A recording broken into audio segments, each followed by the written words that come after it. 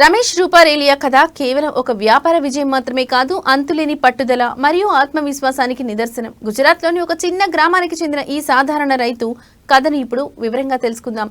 ప్రారంభంలో కష్టాలు. రమేష్ రూపారేలియా కేవలం 7వ తరగతి వరకు మాత్రమే చదువుకున్నారు.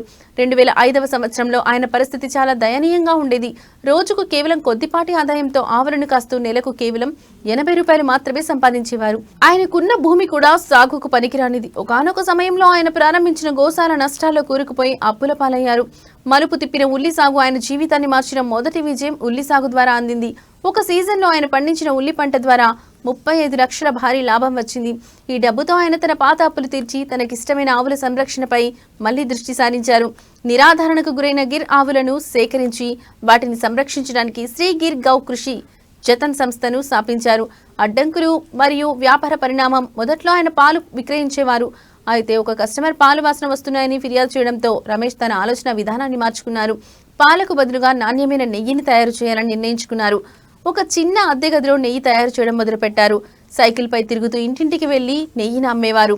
ప్లాస్టిక్ డబ్బాల నుంచి ప్రారంభమైన ఈ ప్రయాణం నేడు అత్యంత ఖరీదైన ఔషధ గుణాలున్న నెయ్యి కిలో 2.5 లక్షల వరకు అమ్మే స్థాయికి చేరుకుంది. నేటి విజయం నేడు రమేష్ రూపారేలియా ఒక విజయవంతమైన వ్యాపారవేత్త. ఆయన ప్రయాణంలోని ప్రపంచవ్యాప్తంగా గుర్తింపు. ఆయన తయారు చేసే ఉత్పత్తులు ఇప్పుడు 123 దేశాలకు ఎగుమతవుతున్నాయి. ఆయన వద్ద ఇప్పుడు 250కి పైగా స్వచ్ఛమైన గిర్ ఆవులున్నాయి. ప్రస్తుతం ఆయన ఏడాదికి 8 కోట్లకు పైగా టర్నోవర్ సాధిస్తున్నారు.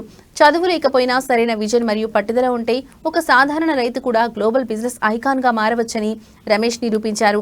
నాణ్యత విషయంలో రాజీ పడకుండా సంప్రదాయ పద్ధతులకు ఆధునిక మార్కెటింగ్ జోడించడం ద్వారా ఆయన ఈ ఘనత సాధించారు.